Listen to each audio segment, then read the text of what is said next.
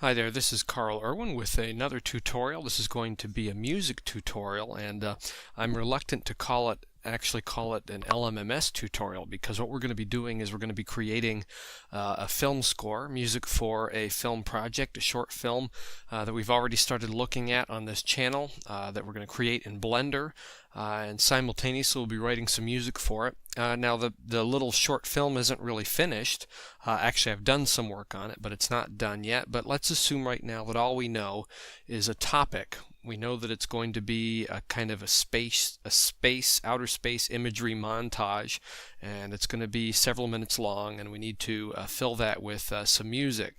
Now, the key here is that if you're writing music for a film that's in production, you do not need to have the film done before you start writing. You can actually start writing before even the first shot is created, so long as you understand what the purpose of the film is and what the intent is going to be and what the content will be, what the context is.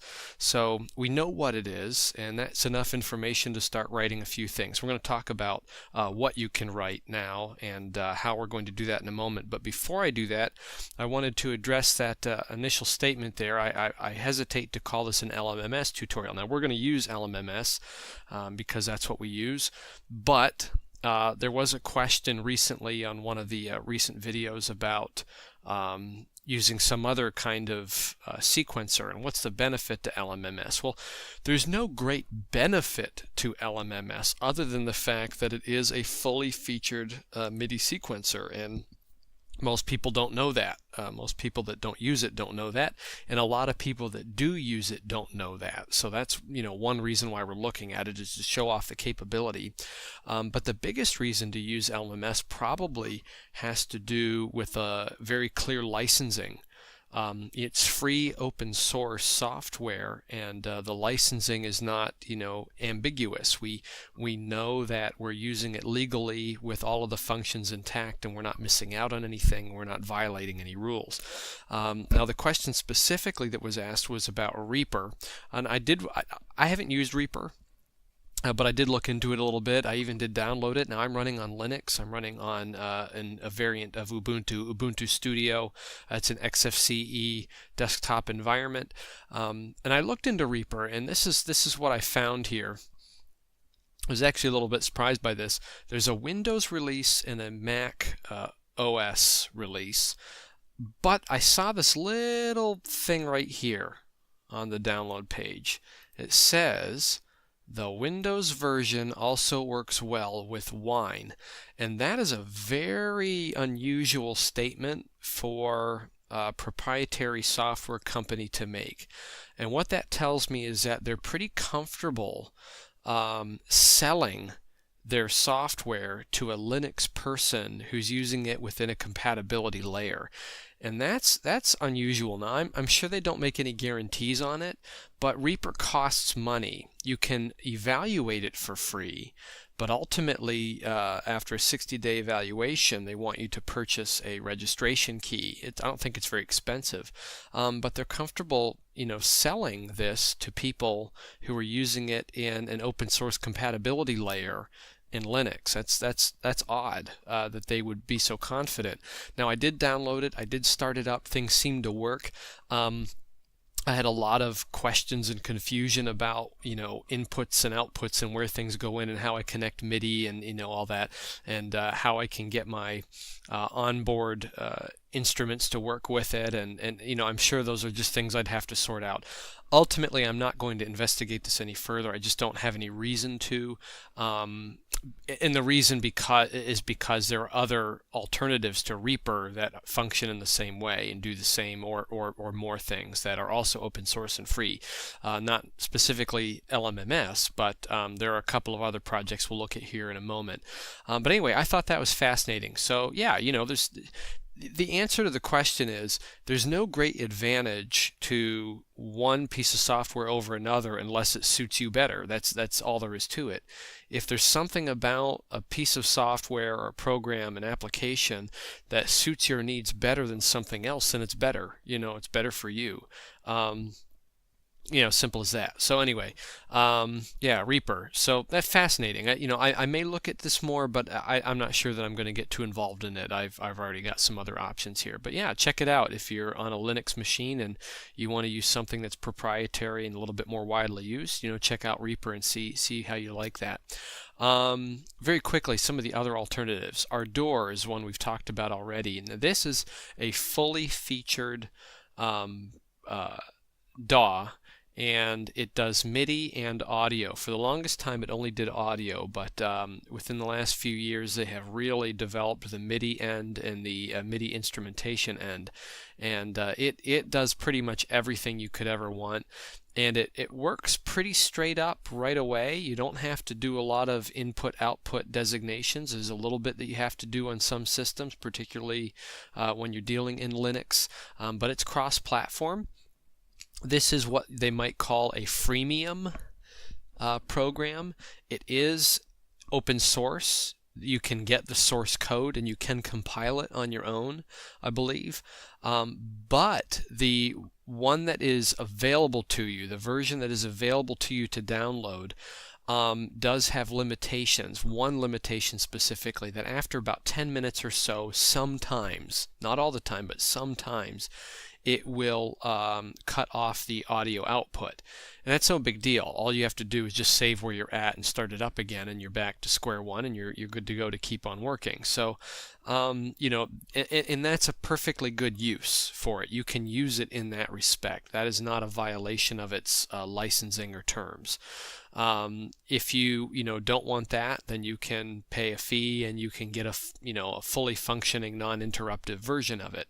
I have no reason to do that, and for the little bit that I use it, I just use it on the kind of the free side. But anyway, fully featured. If I was going to use something that looked a little bit more like a proprietary digital audio workstation, I would use this rather than LMMS. But as we've seen, LMMS will suit us just fine for MIDI sequencing and virtual instrumentation. The other one I wanted to show you is a little disappointing today. This is what their website looks like. It's a SourceForge project called Q-Tractor, and it says here, Project Web is currently offline pending the final migration of its data to our new data center. So I don't know what's going on there. We can try to maybe search for this again and see. There's another SourceForge page here. So this is another page. This is not the main page. You can see all these ads on here. But yeah, you can download it here. Q-Tractor is a really slick looking digital audio workstation. It does MIDI and audio. It does some things actually a little bit better than Ardour. I think that the MIDI data in Q-Tractor looks more like other DAWs in that it puts all the MIDI data together for all the various instrumentations in one view. And I'm not sure that that Ardour does that. That being said, Q-Tractor has one big problem that keeps me from bothering with it. And it used to not be this way a couple years ago. They had a release that was not dependent on jack, the audio connection kit jack. It had an ALSA-based output that you could choose as an option rather than using jack, and I prefer to do that. I don't like to be locked into jack. I think that that's unfortunate that you have to have another process going on in the background in order to use the software. Now I understand the benefits is that you can run the program in sync with some other things using the transport, particularly if you're using video. But there are ways now to not have to depend on jack, and Q-Tractor does not do that right now. So I'm not going to give it any amount of my time until they can get that ALSA support back in there and take the dependency off of jack. I think it's just unnecessary. Ardour, on the other hand, does both. So Ardour, you can use it with the jack audio connection kit and that back-end software, and you can also use it with the ALSA audio engine as well, which is the more native engine that's running on Linux distributions. So I prefer that. that can run standalone without having to use transport to jack to use video. It will play a video player directly for video syncing using the ALSA transport, MIDI timecode transport. So now LMMS, as we've talked about, does not have any of that. LMMS does not do MIDI timecode transport, and that's unfortunate. I think there is a branch right now that is incorporating it. Now, the crummy thing is I think that branch is dependent on jack, and I really wish people would get off that. That's kind of an older way of doing things. It's not necessary. There's more native ways to get MIDI timecode transport and audio transport than through jack. So I hope we can move on from that. So those of you that might be out there developing LMMS, if you can, give us some MIDI timecode output for ALSA, that would be wonderful. We'd be able to then do some video syncing with it, and that'd be great. So anyway, just wanted to touch on that. So Reaper, check it out. And apparently the Windows version also works well with Wine. That's what they say on their website, and that's a pretty bold thing to say, especially given the instability of Linux at times. And then Ardour is probably the better, more native option for Linux. And QTractor, check it out. Also very good if you don't mind the jack dependency. All right, let's get into it here. So, writing music when you don't have film. Just dealing with some other ideas. So first of all, what can you create when you don't have the film? You can create a template for instrumentation. So right off the bat, if you know what the film is going to be, you can start conceiving of what your instrumentation is going to be and what you want to use. Now, in a space film, we talked about this on the Blender tutorial, that space movies can really use any kind of style, genre, or idiom. That it's been proven in audience vocabulary in many different films that you can really do just about anything, which is why it's a good choice to kind of do this little project on, because we can probably do a lot of different things within that 3 or 4 minute period and really give ourselves a workout. So instrumentation, I think what we're going to do is I'm going to settle on a fairly big, broad, and epic kind of instrumentation, but not all the time. We might dwell a little bit on some smaller ensemble type parts, but ultimately we're going to try to throw everything in there but the kitchen sink and see what we can get away with. So we're going to go for a large symphonic piece with some electronic sounds and soundscapes. We might even put some choir sounds on there. Okay, motivic figures you can work on. So motivic figures are figures that repeat based on characters or situations that are reoccurring. Now, this short film isn't going to have a lot of that, but if you were writing for a movie, a larger movie, a larger short or a feature-length film, you might, read the script and try to understand who the characters are and start writing motivic figures that go with those characters and with situations and relationships that come up. Nothing does this better than Star Wars, of course. There's a theme for everything in there. Some sort of short little figure that is associated with particular characters and ideas and situations. So you can write that. You can come up with ideas for different sonorities. What modalities do you want to use? And we talked a little bit last time. I've got a piano sound on here, and I am using a MIDI keyboard. I debated whether or not I was going to bother with that, because the assumption here is that maybe the only thing you have is the software, and you don't have an external device. I'm going to use a MIDI keyboard anyway, just because we can move a lot quicker if we do that. But ultimately understand that you don't need to have a MIDI input device. All you need is a mouse. You need a mouse and the ability to click in and put in MIDI data. That's really all you need. It's a little bit more time consuming, but I've written pieces that way. I do a lot of writing that way, actually. I conceive of my modalities and harmonies in my mind, and then I just kind of click in there. I don't necessarily need to have a keyboard, but this is much better for demonstration. So you can start, writing ideas for sonorities, for modalities and tonalities. So modes is something we talked about on the first tutorial there, that the introduction to vocabulary, is that we have the major, major mode. We have a minor mode if we go down to the A on all the white keys. Okay, and then we have other modes that are in there. Again, we're not going to name them all, it doesn't really matter, but every single key can be a starting pitch for something, for some other kind of, exotic sort of scale. There are also other exotic scales, like a whole tone scale. A whole tone scale is very useful in space movies and space music. That is where you have a starting pitch, and then you go up by whole steps the whole way up until you arrive back at the starting pitch. So there are no half steps in there, and there are no thirds, no leaps. So you have, for example, C, D, E. Then you would jump up to F sharp, and you would hit these 3 black keys because they're a whole step apart, and then you end with a C in the last whole step, and it sounds like this.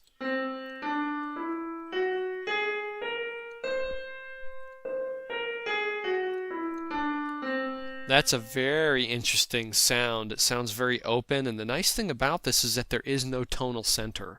Because all the intervals are the same, it's a whole step for every interval, any one of these pitches can be the tonal center at any time. And it's also a single transposing scale, meaning that there's really only 2 scales. You have the one that's here, and then you have the one that's here.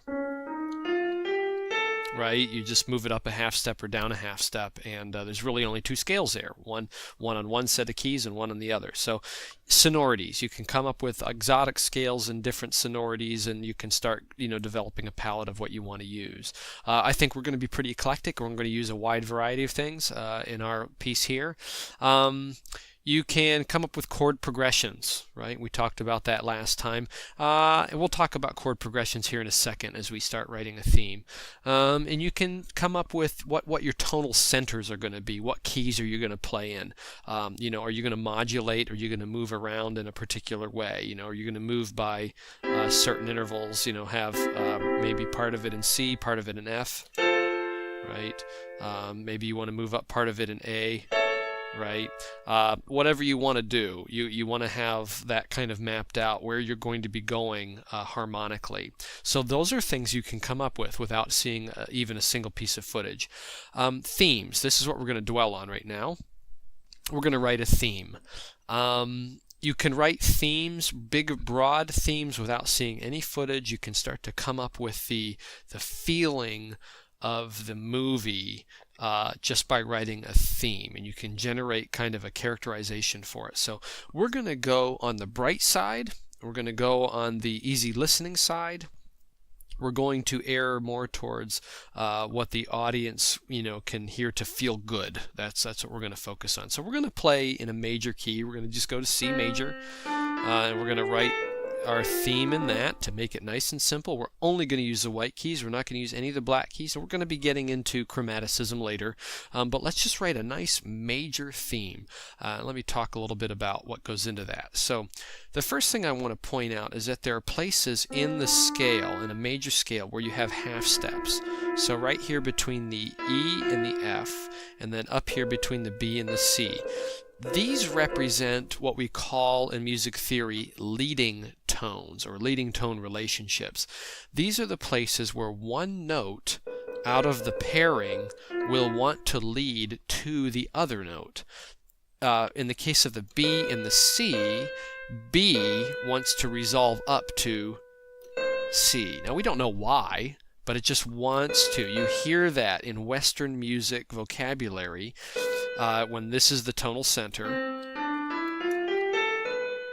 this wants to go there, okay? So we have a leading tone from the 7th to the 1, 7 to 1, okay, leading tone relationship. The other one we have down here is between 3 and 4. This one goes the other way.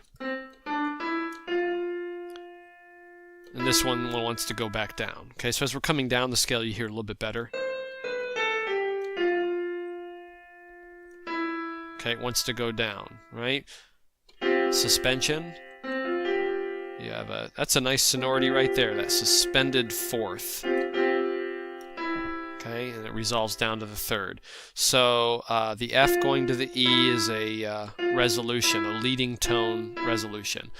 That yearning kind of thematic material usually depends very heavily on voice leading and leading tones. So let's go straight for the jugular, and we're going to use these leading tones. That's an idea, because we want to have that kind of mood, that kind of feeling, that tension and release. That's what leading tones do. They create tension, and then they generate the release. Okay, so we'll use those. I also want to talk a bit about chords. There's three essential types of harmonic function. There's actually more than that, but there's three general overarching ones. We're not going to get into the details of the others, but there are three types of chords. There's what we call the tonic chords, and there's really only one, and that would be the chord that's based on the one. So in this case, it's a C major chord. We don't have to worry about what that means, C major. Then there is what's called the dominant chord qualities, and there's two of those. There is a dominant chord that begins on the fifth. So up here, the G major, and that wants to go to the 1. Okay, so dominant wants to resolve to the 1 chord. This is the strongest resolution in chordal harmony that we have in Western music. Is this? If I invert it, you really hear it here. This resolution. Now it's really strong if we add the 7th.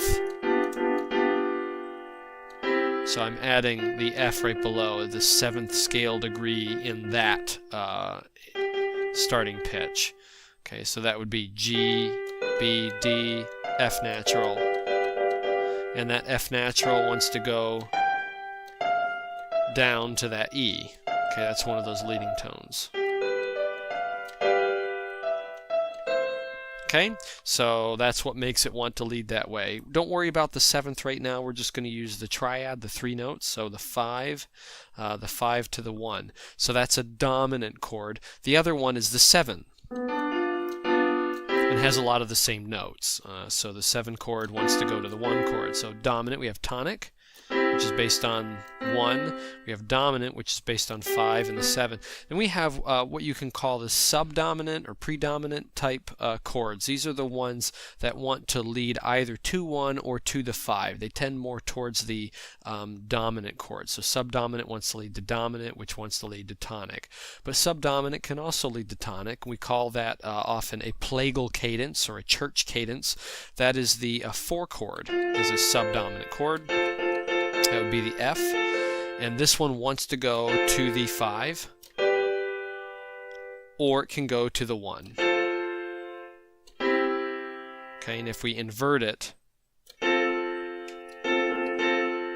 this is that church cadence, the plagal cadence, 4 to 1, okay, or the 4 to 5 to 1. Okay, so those are the 3 basic harmonic functions. Now the 3 chord and the 6 chord are in there as well, and we're not going to worry about those right now. We're just going to focus on these 3 major harmonic functions. Maybe we'll deal with the 3 and the 6 later on here. A couple ideas on writing a theme.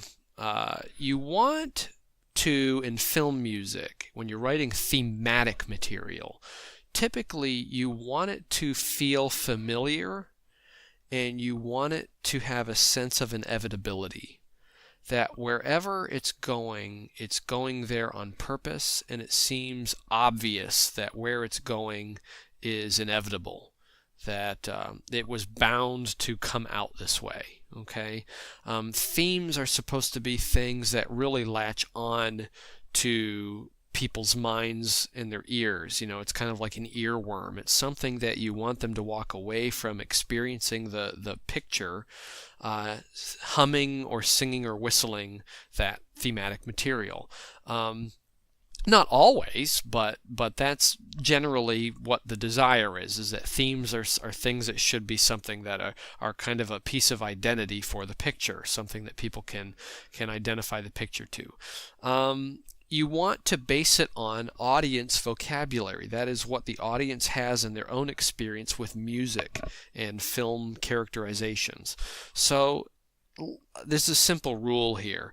If when you're writing thematic material it starts to sound like something that you already know, then you're probably on the right track. That's not a problem, okay? You want to write stuff that sounds familiar. You want to write things, thematic material that sounds like it's relatable. That's the goal. Our film music is not supposed to be terribly, I guess what they call original. It's not supposed to be something that is inventive. Film music is supposed to depend on known vocabulary as a means of communicating emotion and situations to the audience. And the only way you can communicate with people is by using their language. I can't speak a different language to you that you don't know and communicate with you. I can't do that. I have to talk to you in terms that you understand, and that's the only way that you'll understand what I'm saying to you and that I can be understood.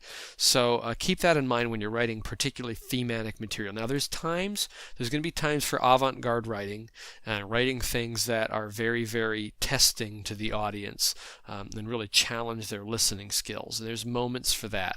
In fact, film music has some of the most avant-garde sounding stuff that you can find anywhere. Some would even say, and I agree with this, that film music is really a kind of a saving grace for music in general. That's the place where we're able to create new stuff and really, kind of be on the cutting edge of writing new ideas and new sonorities, if there really is such a thing anymore. You can do it in film because it works, because it can work with certain circumstances and situations in film that allow that to happen. Whereas in the concert hall, you have to, you're at the mercy of the patience of the audience to just sit there and listen to it. In a film, you get to relate it to a picture, and it's much more easy to digest. Okay, so let's write a theme. Let's focus on these leading tones here, and then we'll talk about the chord progression. So let's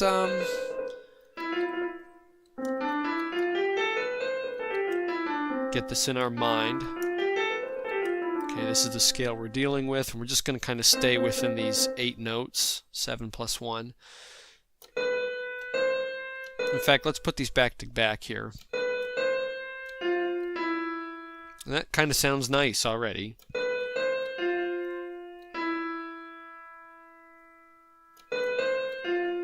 Can repeat it. Maybe instead of going back up, we'll go down by scale and come back. How about this?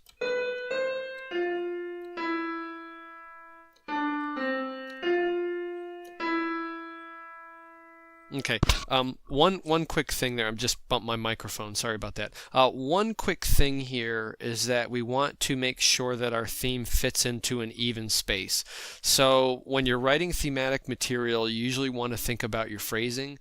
Your music should have order, and only on very special circumstances that are intentional do you want to not follow a preset kind of even number of measures, an ordered number of measures. So usually you have 4 measure phrases or 8 measure complete statements. So let's go for that 4 measure, 8 measure kind of thing. So 4 measures on the first part, 8 measures in total, or 4 altogether. We can even write a theme within 4 measures. So let's think about this. If this is our beat, that's our tempo. Okay, here's our melody. In fact, these are probably pickup notes. 4 and 1, 2, 3. 4 and 1, 2, 3. 4 and 1, 2, 3. And let's go up here to the 5th.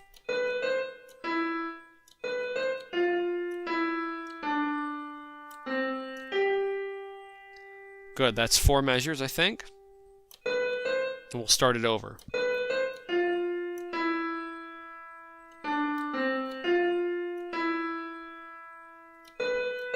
Same exact thing, it's just repeating.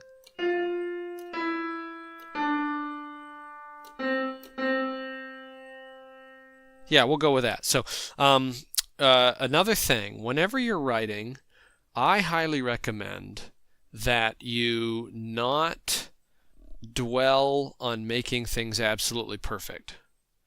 I highly recommend that you dwell on making things acceptable. Okay? It's kind of like taking a test, and you get to that one question where you're not really sure of the answer. You have a couple of options. You can guess, or you can skip it and come back if you have time, and hopefully you have time because you want to put an answer in. You don't want to leave it blank, right? But you put in the most acceptable answer that you can come up with, and you hope for the best. Same kind of thing here. We're going to try to make something that's acceptable to us in the moment because we can come back to it later and we can fix it.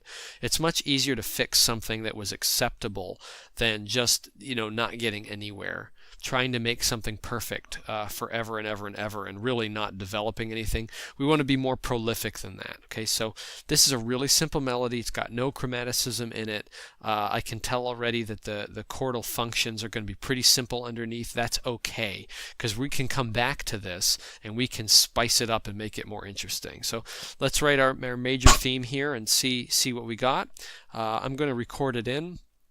So 80 beats per minute. We can change this later on. We'll talk more about tempo later on and what tempos are best for film. Some tempos are better than others just because of the math, and it's nice to be able to kind of set your palette of tempos, that you have 4 or 5 tempos to pick from that just work really well to write in, that cover a wide enough variety of feeling and motion. So 80 beats. We'll just do this for right now. You can enable a metronome over here on the latest version of LMMS, release candidate 5, and there's only one problem I have with this metronome. Apparently the metronome runs through the master output and all of the effects in the effects chain, so that's kind of annoying. So it won't record in any way, but it does play back. So if you have like heavy reverbs or something on, you'll hear the metronome and reverb. So I turned off my master reverb and I'm just using the reverb that's on my piano instrument right now. Okay, metronome's on. To click the metronome and record, we want to hit this button right here. Let's see if we can get it all recorded in. I also have my quantization set. I'm set to 16th notes right here. Now, LMMS handles quantization a couple of different ways. You can set your note input and it will automatically lock in to those nearest figures. But you can also quantize later by hitting the Q button up here, and it will quantize to that figure, just like a traditional MIDI sequencer. So that function didn't always used to be there, so we're glad that it's there now. All right, let's record.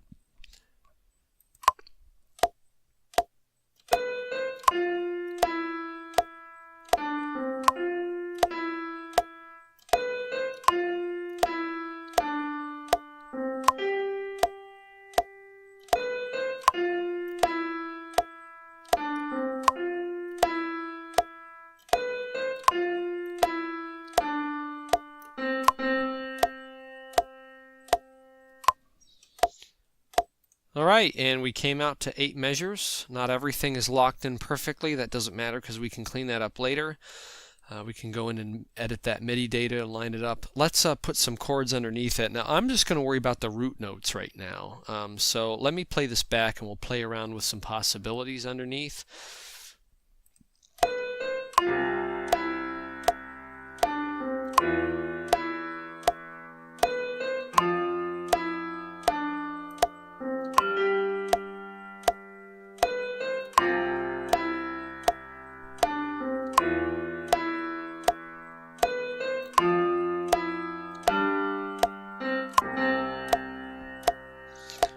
So that works. What I'm doing here is pretty simple. We're going to assume the 1 chord. In fact, let me move my view down so you can see what's going on down here. We'll assume the 1 chord on the first measure. And then I'm going to move the bass up to the 3. Now I don't know if it's going to be a 3 chord or if it will be an inversion of a 1 or if it'll be a 6. We'll figure that out, but we'll move the bass up to the E. Then we'll go to the 4 chord. We'll assume the 4 chord on the F, and then the 5. And remember what I said earlier, that the 5 to 1 is the greatest example of tension to release that we have, the best cadence that we have in Western music, the strongest one. So we'll do 5 to 1, and it starts over again on the second phrase, the second 4-measure phrase. We'll just do the same thing. We'll do 1, then we'll go up to the 3, then we'll go up to the 4, and then we'll go to the 5, and then back to the 1 again. And that'll be our progression. Let's put that in there.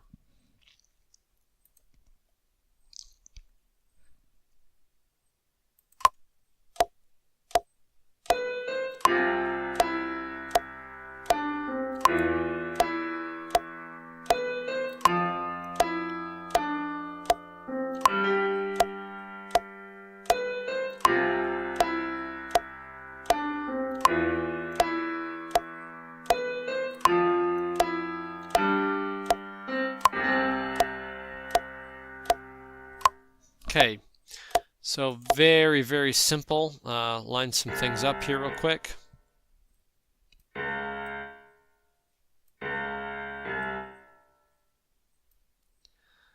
So we can go in and tweak our MIDI data and make sure that everything lines up. Now, ultimately in the end, we're going to undo a lot of this stuff, because when we're putting instrumentation on it, we want everything to be more human.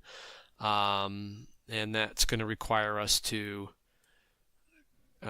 alter some of this stuff and make it off, because humans are not on. Humans don't play things perfectly. They play it a little bit off. We actually didn't do too bad. The quantization input works pretty well on this. One thing I've learned I don't like about LMMS is that it doesn't seem to record pedal data. So when I'm using a sustain pedal, it won't record that. You actually need to hold the notes for the full value. So that's a problem. That's a flaw, I think, in the sequencer.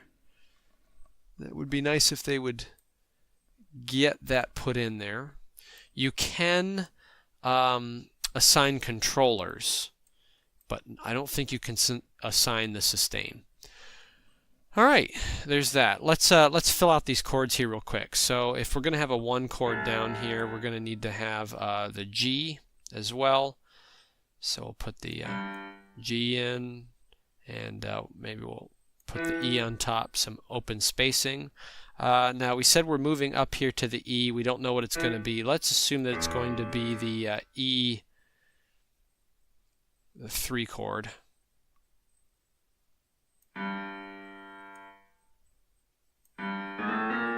Put the 5 in. And up on top. So we're moving in parallel motion, which is not a good thing. You don't want to do that, but we don't care. As they say, I've heard a number of people say this, and they're right. There are no rules. Okay, rule number 1 in composing is that there are no rules. There's no such thing as rules. You may hear about rules in theory, but it's very important that you understand the difference between composition and analysis and theory. Music theory and analysis is what is done after a composition has been made. A composer writes a piece, and then people analyze it, and then they fabricate a system of theory that explains the formation of that piece of music. And over time, with the creation of specific styles and the writing of many pieces within that particular style, and particularly within historical eras, they come up with a theory for that particular style of music. And that is merely just a catalog of tendencies, things that people did at the time that generated that vocabulary for audiences. That's what theory and analysis is. It's an explanation for what a composer has already done. But when you're talking about composing, writing something new, there's no rules. So we don't care that things are parallel right now. It doesn't really matter. We're going to invert things later on to make it sound the way we want to. So we've got the F chord. We need to put in a A and a C. We'll get things inverted down here. And then the G. 5 chord. Then we're going to go back to the 1. Now, I actually want to try something here. Instead of going back to 1, let's try what we call a deceptive cadence. A deceptive cadence is when instead of going from 5 to 1, you go 5 to 6. Okay, so it should feel like you're going to go to 1, but instead you go from the 5 to the 6 chord. Okay, let's try that real quick. So here we have the root, but let's move this up to the A, C, E. We'll just put the triad in there. And then we're going to come back down here to the 3 chord just like before.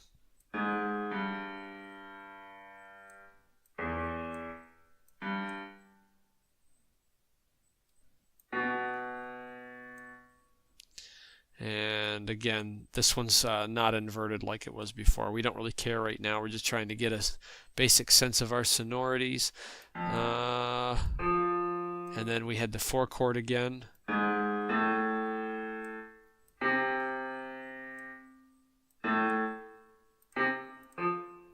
And then we'll go to the 5 chord.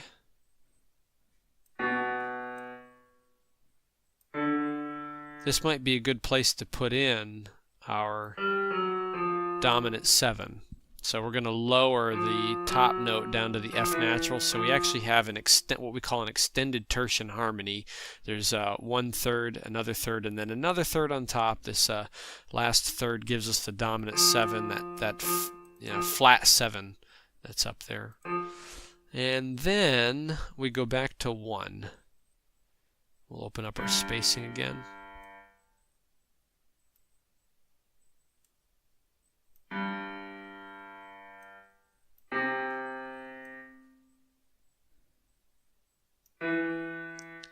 And you see the resolution F to E there. Okay, let's see what we have.